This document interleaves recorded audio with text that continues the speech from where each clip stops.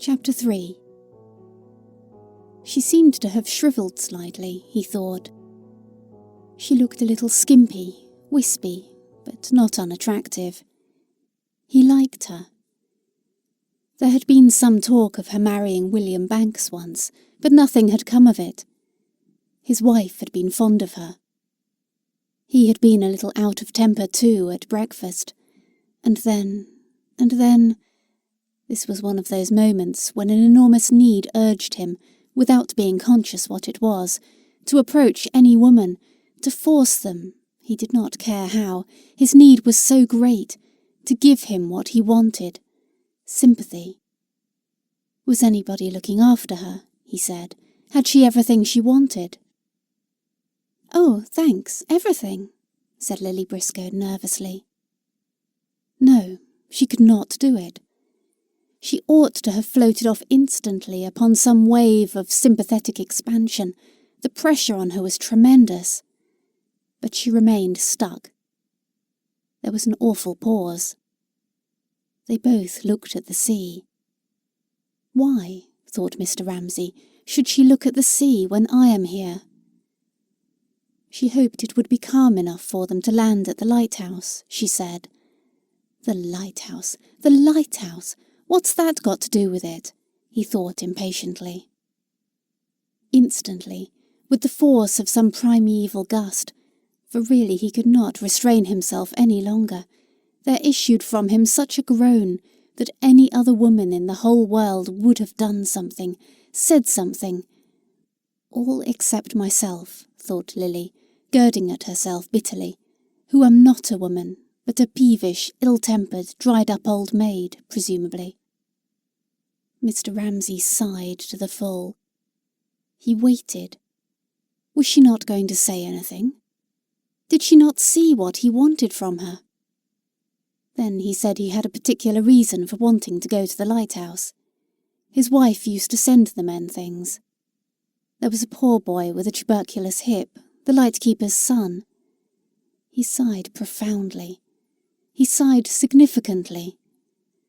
All Lily wished was that this enormous flood of grief, this insatiable hunger for sympathy, this demand that she should surrender herself up to him entirely, and even so he had sorrows enough to keep her supplied forever, should leave her, should be diverted.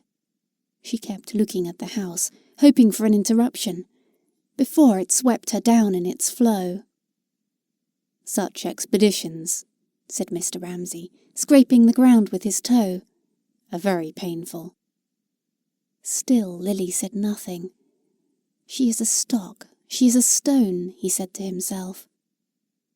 They're very exhausting, he said, looking, with a sickly look that nauseated her. He was acting, she felt.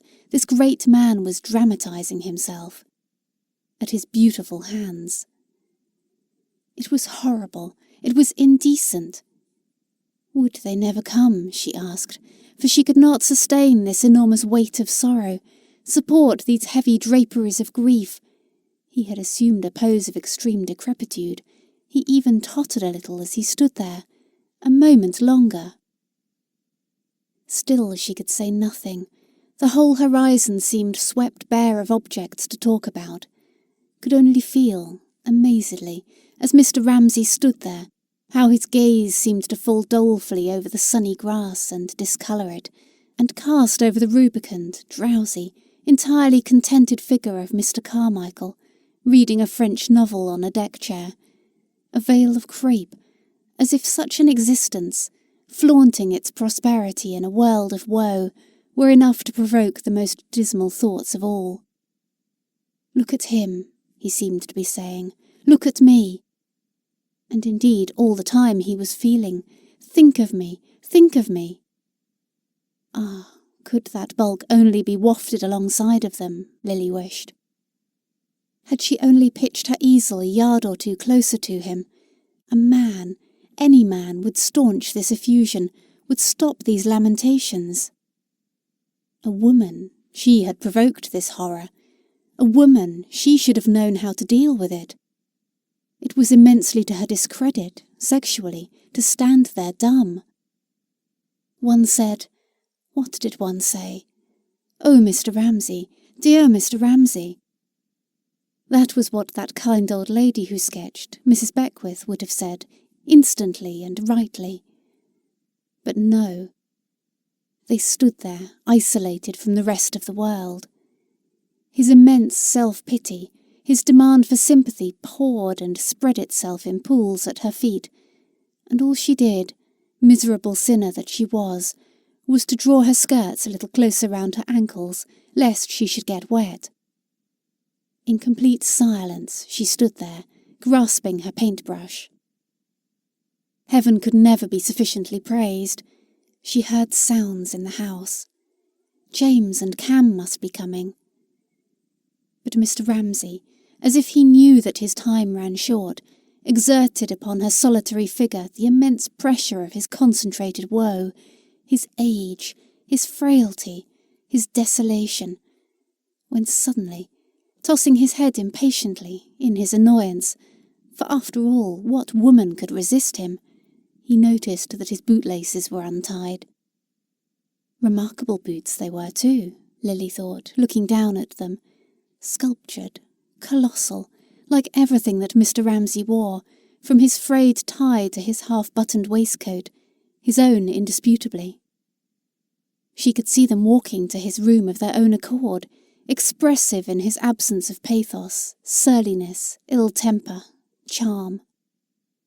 "What beautiful boots!" she exclaimed.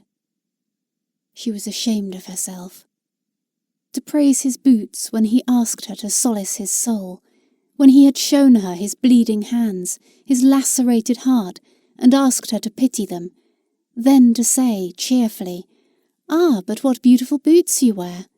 deserved, she knew, and she looked up expecting to get it in one of his sudden roars of ill-temper, complete annihilation.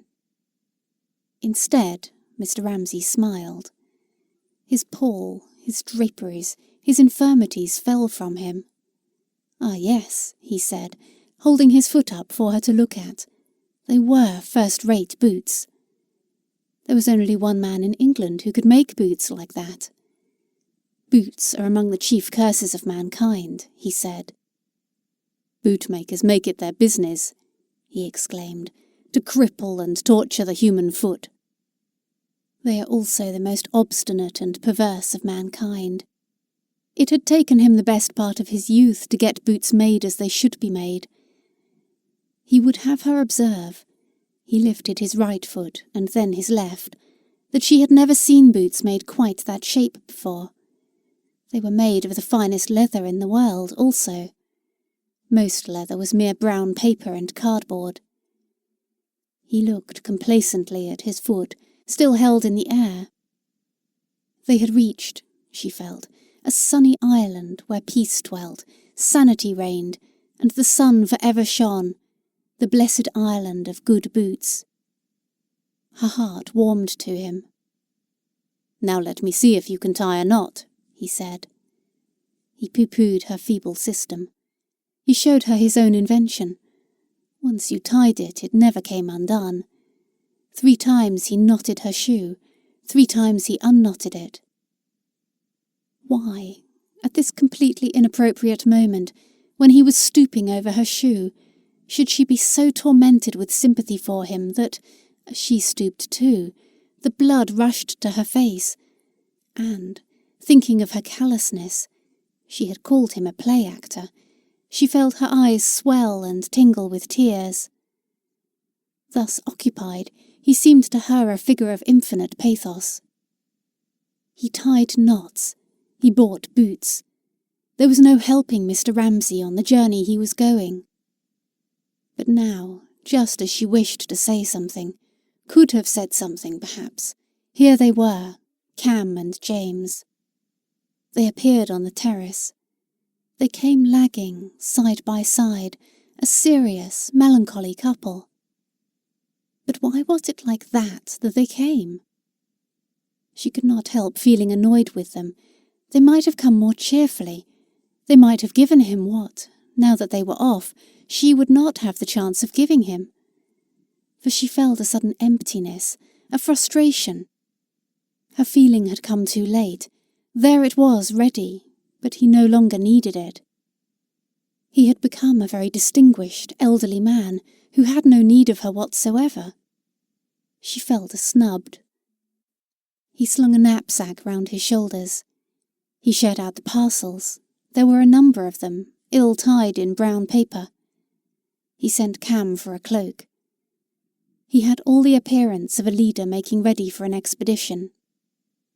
Then, wheeling about, he led the way with his firm military tread, in those wonderful boots, carrying brown paper parcels, down the path, his children following him. They looked, she thought, as if fate had devoted them to some stern enterprise, and they went to it, still young enough to be drawn acquiescent in their father's wake, obediently, but with a pallor in their eyes which made her feel that they suffered something beyond their years in silence. So they passed the edge of the lawn, and it seemed to Lily that she watched a procession go by, drawn on by some stress of common feeling, which made it, faltering and flagging as it was, a little company bound together and strangely impressive to her. Politely, but very distantly, Mr. Ramsay raised his hand and saluted her as they passed. But what a face, she thought, immediately finding the sympathy which she had not been asked to give, troubling her for expression. What had made it like that? Thinking, night after night, she supposed, about the reality of kitchen tables, she added, remembering the symbol which in her vagueness as to what Mr. Ramsay did think about, Andrew had given her. He had been killed by the splinter of a shell instantly, she bethought her. The kitchen table was something visionary, austere, something bare, hard, not ornamental.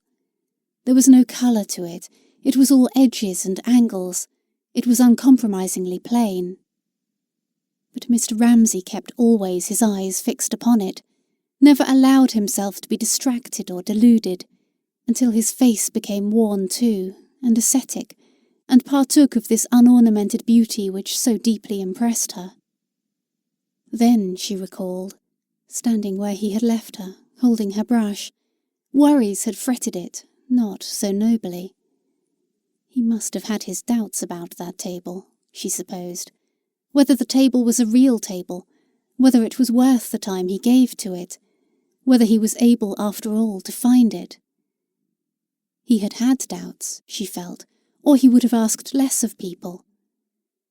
That was what they talked about late at night sometimes, she suspected, and then next day Mrs. Ramsay looked tired, and Lily flew into a rage with him over some absurd little thing.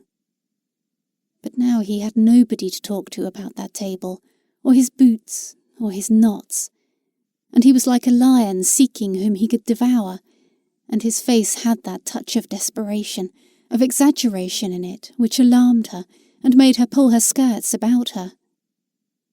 And then, she recalled, there was that sudden revivification, that sudden flare, when she praised his boots, that sudden recovery of vitality and interest in ordinary human things, which too passed and changed, for he was always changing and hid nothing, into that other final phase which was new to her, and had, she owned, made herself ashamed of her own irritability, when it seemed as if he had shed worries and ambitions, and the hope of sympathy and the desire for praise, had entered some other region, was drawn on, as if by curiosity, in dumb colloquy, whether with himself or another, at the head of that little procession out of one's range.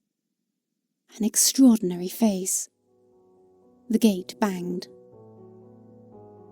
End of section 12.